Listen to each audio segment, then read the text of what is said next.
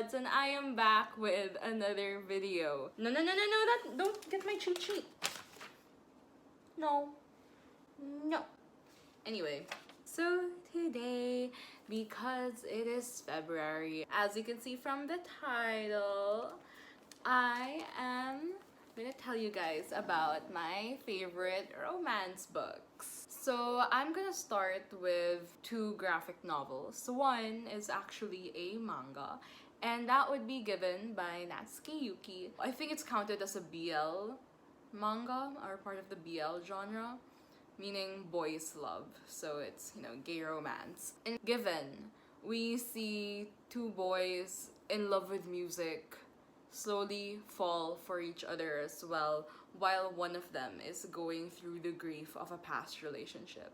And this manga and anime were both just so beautiful, and I think it really captures the heart of...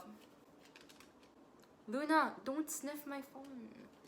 I think really captures the heart of two young boys who are also like discovering themselves. So it's also like a coming of age type of story. And like in the anime, the music is so good. The music slaps, you guys. So yeah, you should definitely check out Given, the manga. It's a really quick read. You can finish it within a day. Not a lot of chapters are out yet as well. Luna!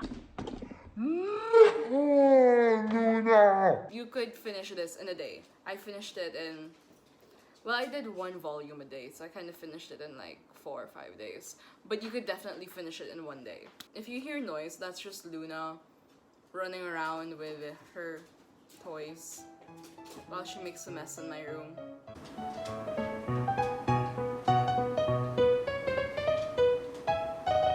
Thanks, Luna. Thanks. The next graphic novel is Heartstopper by Alice Oseman. I've mentioned this a lot of times, okay? I've mentioned this graphic novel a lot of times already, so I don't know what else I can say about Heartstopper. All I can say is that it just makes me feel hopelessly single, and I just want my own Nick Nelson. Is that so hard to ask? Next would be Lovely War by Julie Berry. So in Lovely War, Aphrodite and Ares were caught having an affair. And they kind of have like a trial. I forgot what the term is.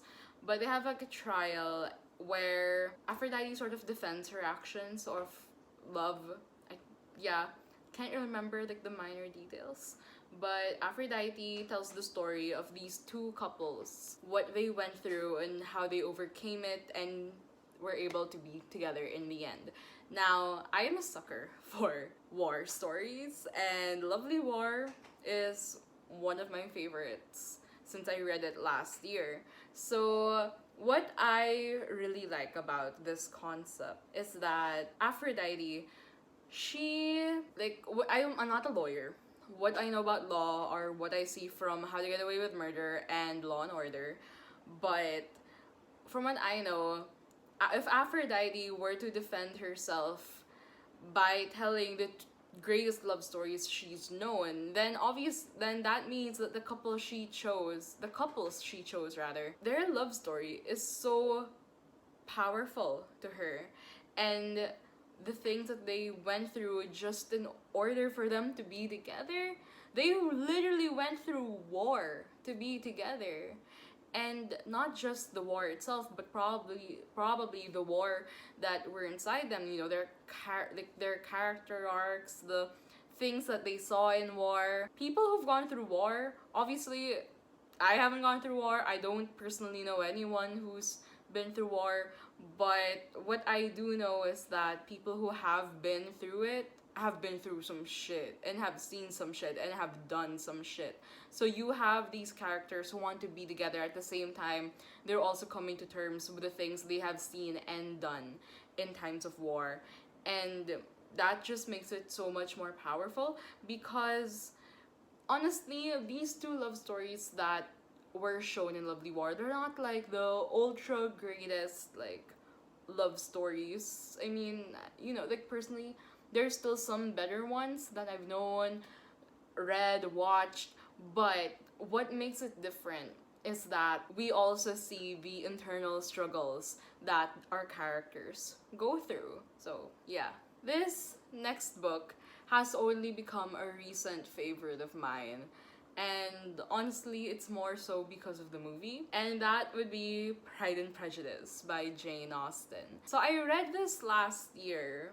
I kind of had to speed read through it because I was reading it for a book club, and then we watched the movie together, and I kind of liked the movie a lot more. And then recently, because Netflix last year, they kind of removed Pride and Prejudice from their roster, and then recently it's back on Netflix, so I kind of wanted to watch it, but at the same time I wanted to give the book another chance, because as I said, I kind of speed read through it and didn't really like totally enjoy it. But this time I took my sweet time with it, and I absolutely enjoyed it and realized just how savage the Bennets are, specifically Elizabeth and Mr. Bennet. They are savage. So in Pride and Prejudice, as we all know, it's a classic, and it is the OG, okay, probably not the OG because there's still Shakespeare, but it is one of the OG enemies to lovers, and it's just so good.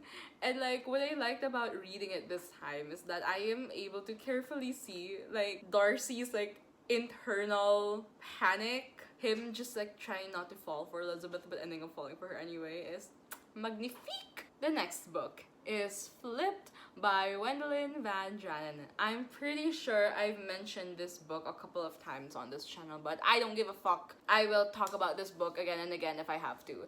So we have the story of Julie and Bryce, who meet as kids when Bryce moves into their town. And then Julie is immediately captivated by Bryce and just heads over heels in love with him.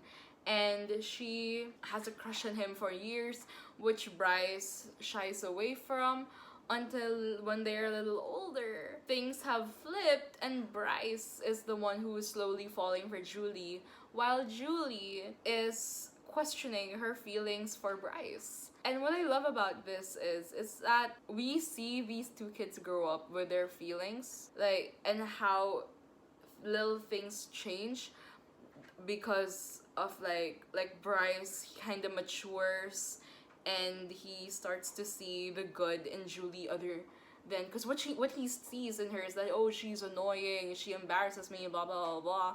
And then as he grows older and he matures, we see his perspective change and he starts thinking more. Whereas Julie, because of the things that she sees around her, and then her family as well, and her priorities kind of change as she grows older. And she's a very smart girl, so when she sees or notices that Bryce is kind of mean to her, that Bryce treats her a certain way, that's when she starts questioning herself. Is this right? So I really liked Flipped. We have the whole dual chapter things. We have a sort of I wouldn't say this is an enemies to lovers. It's not an enemies to lovers. I wouldn't say it's an enemies to lovers. Friends to lovers? I wouldn't even call it friends to lovers. But yeah, it's really cute, and the whole coming of age, it really works because we see the characters develop as well. So yeah. And the last book I would like to talk about is Red, White, and Royal Blue by Casey McQuiston. I've mentioned this book so many times on this freaking channel. This is my favorite romance novel. Okay, we got enemies to lovers, we got forbidden lovers. See, even Luna's here. She came back when I started talking about Red, White, and Royal Blue. See, oh my god, she is my child. She turned 1 yesterday, you guys. I'm gonna cry. Okay, go play. Go play. She's now under my bed.